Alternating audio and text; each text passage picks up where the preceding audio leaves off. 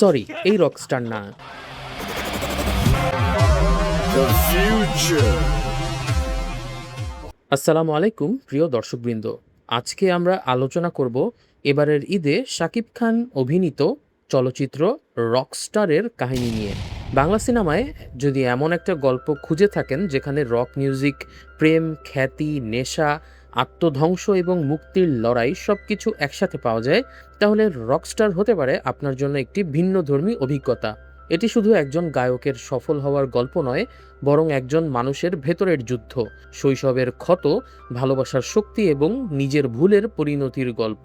আজকের ভিডিওতে আমরা জানব আগুন নামের এক বেপরোয়া তরুণ কিভাবে ব্যাকস্টেজের একজন অচেনা গীতিকার থেকে দেশের সবচেয়ে জনপ্রিয় রকস্টারে পরিণত হয়েছিল, আবার কিভাবে নিজের দুর্বলতা, নেশা এবং জীবনের নির্মম বাস্তবতার কাছে হার মেনেছিল। তাহলে ভিডিওটি শেষ পর্যন্ত দেখতে থাকুন, কারণ এই গল্পে এমন কিছু মুহূর্ত রয়েছে যা আপনাকে একই সাথে আনন্দ দেবে, আবার ভাবতে বাধ্য করবে।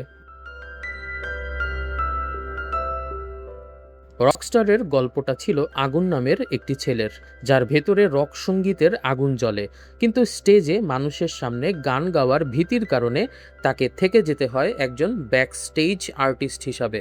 গান লেখা আর সুর করা এসব করেই কাটত তার সময়ে। তার লেখা গানগুলো গাইতো রক্সি নামের আরেক শিল্পী। তার ব্যান্ডকে গানের জন্য অনেকে চিনলেও প্রতিটা গানের পেছনে যে ছিল আগুন, সেটা অনেকেরই জানা ছিল না। আগুনের তাতে অবশ্য কিছু যায় আসে না। আগুনের বাবা ছিলেন ওস্তাদ জুনায়েদ খান, শাস্ত্রীয় সঙ্গীতের জগৎ বিখ্যাত একজন শিল্পী। ছোটবেলা থেকে টাকা পয়সার সাগরে বড় হয়েছে আগুন, তাই খ্যাতি আর অর্থের লোভ তার কখনোই ছিল না। তবে আগুনের পরিবার থেকে সে কোনো সাপোর্ট পায়নি কখনো। তার বাবা মিডিয়া নিয়ে ব্যস্ত থাকতো, আর মা ডুবে থাকতো মদ আর পার্টিতে। আগুনের সবচেয়ে কাছের বন্ধু ছিল বাল্যবন্ধু আসলাম। আগুন যখন দুপুর 2টা-3টা পর্যন্ত ঘুমাতো, তখন আসলাম তাকে উঠিয়ে স্বাভাবিক জীবনে ফিরিয়ে আনার চেষ্টা করত। কিন্তু আগুন সেটা মানলে তো? একবার পিতার সাথে শাস্ত্রীয় সঙ্গীতের এক হাই ক্লাস প্রোগ্রামে গিয়ে সিগারেট ধরিয়ে ফায়ার অ্যালার্ম বাজিয়ে দেয় সে। দৌড়াদৌড়ি, ছোটাছুটির মাঝে সিকিউরিটি ধরে ফেলে আগুনকে। ফলে সবার সামনে জুনায়েদ খানকে ছোট হতে হয় ছেলের অপকর্মের জন্য। আগুনের বেপরোয়া জীবন কিন্তু থেমে থাকে না। মন্ত্রীর এক ভাতিজা ছিল রেশাদ নামে, যে দামি একটা পোর্শে গাড়ি এনে আগুনের সামনে ভাব দেখাতে থাকে। সেই সাথে আগুন যে একটা 2 টাকার মোটরসাইকেল চালায়, এটা বলে তাকে কটাক্ষ করে কথা বলে। আগুন রিশাদের কাছ থেকে গাড়ির চাবি নিয়ে টেস্ট ড্রাইভ করার নামে গাড়িটা গ্যারেজের একটা কলামে লাগিয়ে ভচকিয়ে দেয়। সবকিছু মিলিয়ে সবাই গালমন্দ করার সময় আগুনকে ওস্তাদ জুনায়েদ খানের অসভ্য ছেলে বলেই গালমন্দ করত। তাতে অবশ্য আগুন তেমন কেয়ার করতো না। প্যাডে গিয়ে লেখা শুরু করত নতুন গান, প্রকৃত গোলাপ থেকে ভালোবাসা নিয়েও। সামনেই ছিল রক কালচারাল সেন্টারের বড় একটা শো। ওয়ারফেজের সাথে নতুন একটা ব্যান্ডকে নাকি ব্রেক দেবে তারা। সুযোগটা লুফে নেয় আগুনের বন্ধু আসলাম। অঘোষিতভাবে মূলত সেই ছিল আগুনের ব্যান্ডের ম্যানেজার। সেই শোতে আসলাম আগুনকে উপরে ওঠানোর জন্য একটা বুদ্ধিদীপ্ত কাজ করে বসে। শো শুরু হবার মুহূর্তে সে সবাইকে জানায় রক্সি বাইক অ্যাক্সিডেন্ট করে পা ভেঙে ফেলেছে, কাজে আগুনকেই গানটা গাইতে হবে। এতদিন ধরে ব্যাকস্টেজে গান লেখা আগুন প্রথমবারের মতো স্টেজ ভীতি কাটিয়ে গান গায় এবং দারুণ পারফর্ম করে। গান গাইতে গাইতেই আগুনের চোখ পড়ে দর্শক সারিতে থাকা মীরার উপর, এবং প্রথম দর্শনেই প্রেম। শো শেষ করে আগুন দর্শকদের মধ্যে গিয়ে মীরার সাথে দেখা করে কথা বলার চেষ্টা করে। আন্ডারগ্রাউন্ড ব্যান্ড কনসার্টের একটা কমন সিনারিও হচ্ছে শোয়ের মাঝখানেই বিভিন্ন ছোটোখাটো ইস্যু নিয়ে মারামারি শুরু হওয়া। সেই কনসার্টেও একটা গ্যাঞ্জাম তৈরি হলে মীরাকে নিয়ে বাইকে করে পালিয়ে যায় আগুন। তারপর সেই বাইক নিয়ে একটা বহুতল পার্কিংয়ের ছাদে উঠে যায়। ছাদের খোলা হাওয়ায় রাতের শহর দেখতে দেখতে আগুন আর মীরার মাঝে ঘনিষ্ঠতা তৈরি হয়। আগুন তার সঙ্গীতের অনুপ্রেরণা পেত প্রকৃতি থেকে, তাই মীরাকে নিয়ে পরের কয়েকদিন সে বিভিন্ন জায়গায় ঘুরে বেড়ায়। তারপর শুরু হয় তাদের দুজনের মাঝে গভীর প্রেম। সেই কনসার্টটা আগুনের জীবনকে বদলে দিতে থাকে। একদিন একটা বারে ঢাকা মিউজিক লেভেলের মালিক ববি আগুনকে তাদের সঙ্গে কন্ট্রাক্ট করার অফার দেয়। আগুনের সামনে সুযোগ আসে নতুন গান রিলিজ করার, নতুন অ্যালবাম, নতুন কনসার্ট আর ইউরোপ আমেরিকাতে শো করার। জাঁকজমকপূর্ণ সেই লঞ্চিং ইভেন্টে আগুন সঙ্গে করে নিয়ে যায় তার প্রেমিকা মীরাকে। কিন্তু মীরা ওয়াশরুমে গেলে সেই মন্ত্রীর ভাতিজা রিশাদ তার শ্লীলতাহানি করার চেষ্টা করে। মূলত তার গাড়ি নষ্ট করার সেই পুরনো ক্ষোভটা ঝাড়ে আর কি। কিন্তু আগুন ব্যাপারটা জেনে একদম বিক্ষুব্ধ হয়ে পড়ে। সবার সামনেই মন্ত্রীর ভাতিজা রিশাদকে মেরে আধমরা করে দেয়। ঘটনাটি জানাজানি হলে আগুনের ক্যারিয়ার অঙ্কুরেই শেষ হয়ে যেত। কিন্তু তার বাবা জুনায়েদ খান এবং বন্ধু আসলাম সবকিছু ম্যানেজ করে ফেলে টাকা পয়সা ছড়িয়ে। কিন্তু আগুনকে ছাড়তে হয় তার পুরনো ব্যান্ডটাকে।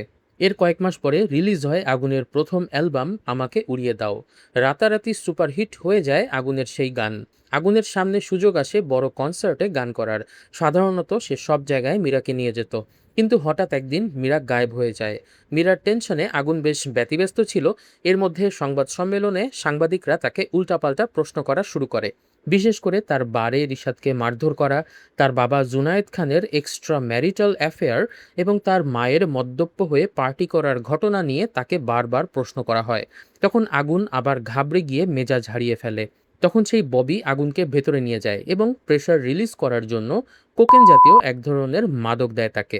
সেই থেকে শুরু হয় আগুনের মাদক গ্রহণ। মাদক নেয়ার পর আগুন যেন সবকিছু ভুলে হাওয়ায় ভাসতে থাকে। পার্টিতে আসা মেয়েদের নিয়ে সে এনজয় করতে থাকে। এদিকে মীরার বাসায় ঘটে যায় আরেক ঘটনা। আগুনের সাথে সম্পর্কের কথা তার মা বাবা মেনে নিতে পারে না, তাই তাকে বাসায় আটকে রাখা হয়। মীরা কোনো রকমে বাসা থেকে পালিয়ে ছুটে আসে আগুনের দিকে, আর এসে দেখে পার্টিতে নেশা করে মেয়ে নিয়ে ফুর্তি করছে আগুন। মীরা আগুনকে এই নিয়ে মেজাজ দেখালে আগুন নেশার ঘোরে সবার সামনে মীরাকে অপমান করে বের হয়ে যেতে বলে। মীরা চলে যাওয়ার পর আগুনের জীবন আরও বেপরোয়া হয়ে ওঠে। এক পার্টিতে তার সঙ্গে পরিচয় হয় সুনিধি নামের এক মেয়ের। সুনিধি তাকে আরও নতুন ধরনের মাদকের সাথে পরিচয় করায়। নারী, মাদক আর নেশার সাগরে ডুবে যেতে থাকে আগুন। এদিকে আগুন যে মন্ত্রীর ভাতিজা রিশাদকে মেরেছিল সেই মামলা কোর্টে ওঠে। আগে থেকেই জুনায়েদ খান টাকা পয়সা দিয়ে সব ব্যবস্থা করে রেখেছিলেন, তাই আদালত আগুনকে নির্দোষ ঘোষণা করে। কিন্তু নেশাগ্রস্ত আগুন সেই সময়ে ভুল করে নিজের পকেট থেকে কোকেন বের করে। ফলে আদালতে মাদক নিয়ে ধরা পড়ায় জেল হয়ে যায় আগুনের। জেলে অন্যান্য কয়েদিদের গান বাজনা শুনে মানবেতর দিন কাটতে থাকে আগুনের। তবে কয়েক মাস নেশার বাইরে থাকায় তার মধ্যে আবারও মীরার প্রতি অনুভূতি ফিরে আসতে থাকে। জামিন পেয়েই সে চলে যায় মীরার বাসায়।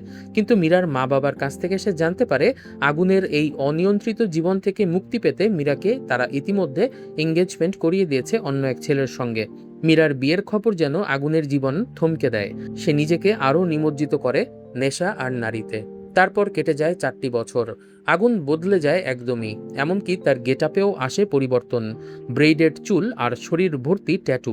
কনসার্টে ওঠার আগে সে নেশা করে উঠত আর স্টেজে মদের বোতল হাতে গান গাইত। তারপরও তার প্রতিটা গানই হতে থাকে হিট। আগুনের শৈশবের দুঃসহনীয় স্মৃতি মূলত তার এই অধঃপতনের জন্য দায়ী। আগুনের মা ছিলেন একজন নায়িকা। ওস্তাদ জুনায়েদ খানকে বিয়ে করার পর তিনি তার ক্যারিয়ার স্যাক্রিফাইস করেছিলেন। কিন্তু বিয়ের পর জুনায়েদ খান তার পরিবারকে একদমই সময় দিতেন না। সঙ্গীতের নামে সারা বিশ্বে ঘুরে বেড়াতেন আর জড়িয়ে পড়তেন বিভিন্ন মডেলদের সাথে পরকীয়া সম্পর্কে। আগুনের মা যখন ভেবেছিল ডিভোর্স দিয়ে বের হয়ে আসবে, তখনই পেটে আসে আগুন। সেজন্যই তিনি পরে আর সমাজের ভয়ে ডিভোর্স দিতে পারেননি। টক্সিক রিলেশনে থাকায় কষ্ট ভুলে থাকার জন্য আগুনের মা শবনম জড়িয়ে পড়ে মদ আর পার্টিতে। ছোটবেলা থেকে আগুন খুব ভালো পিয়ানো বাজাতে পারলেও কখনো তার বাবার সান্নিধ্য পায়নি। আগুনকে দেখে রাখত তার দাদি। দাদির মৃত্যুর পর আগুন একদম একা হয়ে পড়ে। এমনকি তাকে তার জন্মদিনের দিনগুলোও কাটাতে হতো একা। স্কুলের প্রোগ্রামে গান গাইতে গেলে ভয়ে দৌড়ে পালাতো সে। এসব কষ্ট থেকেই মূলত আগুন পপ সঙ্গীতের দিকে মনোনিবেশ করে। আসলাম ছিল আগুনের স্কুলের বন্ধু। আসলাম গরিব ছিল বলে সেখানকার সবাই তাকে বুলি করত। তখন থেকে আগুন তাকে সেভ করে রাখত বলেই তাদের বন্ধুত্ব গড়ে ওঠে। আগুন ধীরে ধীরে আরো বেপরোয়া জীবন কাটাতে থাকে। একবার গাঁজা খেয়ে সাংবাদিকদের উপর নিজের পোষা শিকারী কুকুর লেলিয়ে দেয় সে। আরেকবার আসলামের সাথে ঝগড়া করে তার কানে গুলি করে দেয়। ধীরে ধীরে সে ডুবে যেতে থাকে নৈতিকতার অবক্ষয়ে। মাঝে মাঝে স্বপ্ন দেখত সে মীরাকে, কিন্তু কখনো নিজ থেকে খোঁজ নিতে যায়নি মীরার। আগুনের একটা অ্যালবামের মিউজিক ভিডিওর কাজ করার সময় তার পরিচয় হয় সুপার মডেল এলেনা গোমেজের সাথে। ফটোশ্যুট থেকে গল্প করতে করতে এলেনার সাথে ঘনিষ্ঠ হতে থাকে আগুন। এলেনার দিক থেকে ফুল সাপোর্ট থাকলেও ঘনিষ্ঠ মুহূর্তে আগুন সরে যায়, কারণ সে তখনও মীরাকে ভুলতে পারেনি। এলেনা অবশ্য আগুনকে পরামর্শ দেয় সামনে এগিয়ে যাবার জন্য, কারণ কিছু মানুষকে খুঁজতে নেই, তারা হারিয়ে যায় মানুষকে বেঁচে থাকা শেখানোর জন্যই। সবই ভালো মতো চলছিল আগুনের, কিন্তু বিভিন্ন মাদক নিয়ে সে শরীরের সাথে এতদিন যে অত্যাচার করেছিল তার শরীর সেটার প্রতিশোধ নেয়। হঠাৎ একদিন স্টেজে গান করতে গিয়ে তীব্র গলা ব্যথায় পড়ে যায় আগুন। টেস্ট করে জানা যায় সে অ্যাকুইট ল্যারিঞ্জাইটিস রোগে আক্রান্ত। তার ভোকাল কর্ডের অবস্থা এমন হয়ে গেছে যে আগামী কয়েক বছর সে গানই গাইতে পারবে না। এটা শুনে রেগে যায় মিউজিক কোম্পানির মালিক ববি। তার কথা হচ্ছে আগুন তার সাথে কন্ট্রাক্ট করেছে প্রতি বছর নতুন একটা অ্যালবাম দেবে, কনসার্ট করবে। তাকে এখন গান গাইতেই হবে, আর তা না হলে টাকা ফেরত দিতে হবে। আগুনের কাছে কে বন্ধু আর কে শত্রু সব পরিষ্কার হয়। তবে তার বন্ধু আসলাম একটা বুদ্ধি বের করে। আগুন কনসার্ট করবে ঠিকই, কিন্তু গান গাবে না, লিপসিং করবে আর ব্যাকগ্রাউন্ডে গান মিউজিক আকারে বাজতে থাকবে। তবে আগুন তার ফ্যানদের সাথে বেইমানি করতে চায়নি। সে ফেসবুকে লাইভে এসে ভক্তদের জানায় সে অসুস্থ, সামনে অনেক দিন গান গাইতে পারবে না। তার সাবেক ব্যান্ড মেম্বারদের কাছে ক্ষমাও চায় সে। বাড়িতেও মা বাবার সাথে ঝগড়া করে আগুন রাতে বের হয়ে যায়। রাস্তায় নিজের জীবনের কথা ভেবে কাঁদতে থাকে সে। আগুনের বাবা তখন তার কাছে ক্ষমা চেয়ে তাকে বাড়িতে ফিরিয়ে নিয়ে যায়। আগুনকে হাসপাতালে নিয়ে যাওয়া হয়। ট্রিটমেন্টের মাধ্যমে তাকে সুস্থ করার চেষ্টা চালানো হয়। এর মধ্যে হঠাৎ একদিন হাসপাতালে তার সঙ্গে দেখা হয় মীরার। মীরা মূলত একটা স্টার্টআপ দাঁড় করিয়েছিল। সেই কনসাইনমেন্টের কাজে সে হাসপাতালে এসেছিল। মীরা আগুনকে দেখে বাইরে চলে গেলে আগুন তার পিছু নেয়। মীরার কাছ থেকে সে জানতে পারে মীরা এঙ্গেজমেন্ট করলেও বিয়ে করেনি। আগুনের স্মৃতি নিয়েই সে 4 বছর কাটিয়ে দিয়েছে। কিন্তু সে জানে আগুন তার কাছে না এসে নারী, মাদক আর অ্যাটেনশনে ডুবেছিল। আগুন তার কাছে আরেকটা সুযোগ চায় ফিরে আসার। মীরা প্রথমে রাজি না হলেও পরে আগুনকে বুকে টেনে নেয়। এরপর মীরার সাহায্যে আগুন ফিরে আসতে শুরু করে স্বাভাবিক জীবনে। চুল কেটে ভদ্রস্থ হয়, মাদক নেওয়া ছেড়ে দেয়। আবারও নিজের পুরনো ব্যান্ড মেম্বারদের সঙ্গে ধীরে ধীরে মিউজিক করা শুরু করে। দারুণ একটা কামব্যাক হয় আগুনের। তার ভক্তরা আবারও তাকে অ্যাপ্রিসিয়েট করা শুরু করে। এসব কিছুর মাঝে প্রেগনেন্ট হয়ে পড়ে মীরা। মীরার সঙ্গে ভালোবাসার সংসার শুরু করে আগুন। সবকিছু তাদের কাটছিল স্বপ্নের মতো। পৃথিবীর বিখ্যাত পপ শিল্পী জে হ্যানসেকারের সাথে আগুনের কোলাবোরেশন হওয়ার কথা ছিল। আগুন তার সঙ্গে মিটিং করছিল আর মীরা ডাক্তার দেখাতে গিয়েছিল। ঠিক সে সময় ঘটে যায় এক ভয়ঙ্কর দুর্ঘটনা। টিভিতে দেখতে পায় আগুন মীরা যেই হাসপাতালে গেছে সেই হাসপাতালের উপর একটা প্লেন ক্র্যাশ করে পড়েছে। আগুন সবকিছু ছেড়ে দৌড়ে যায় সেখানে চলছিল আহত মানুষদের আহাজারি আর মৃত্যুর মিছিল। পুলিশ, সাংবাদিক আর জনগণকে পাশ কাটিয়ে সামনে চলে আসে আগুন। নিজের চোখের সামনে দেখতে পায় প্রেমিকা মীরার পুড়ে যাওয়া লাশ। মানুষের চিৎকারের মাঝে আগুনের অন্তরের আর্তনাদ মিলিয়ে যেতে থাকে। আগুন জীবনে খ্যাতি, টাকা পয়সা কিছুই চায়নি। সঙ্গীত ছিল তার প্যাশন, আর মীরা ছিল তার বেঁচে থাকার একমাত্র কারণ। পেয়েও হারানোর কষ্ট আগুন মেনে নিতে পারে না। বাড়িতে এসে সব মদের বোতল ভেঙে সেখানে লাইটার দিয়ে আগুন জ্বালিয়ে দেয়। মীরার মৃত্যুর যন্ত্রণা নিজে অনুভব করতে চায়। পুড়ে পুড়ে যেমন সোনা খাঁটি হয়, আগুন যেন নিজেকে পুড়িয়ে মৃত্যুবরণ করতে চায় এক শুদ্ধ আত্মা হিসাবে। এভাবেই আগুনের মৃত্যু হয় আগুনেই শেষ হয় রকস্টার আগুনের জীবন। রকস্টারের গল্প শেষ হয়, কিন্তু তার রেখে যাওয়া অনুভূতি সহজে শেষ হয় না।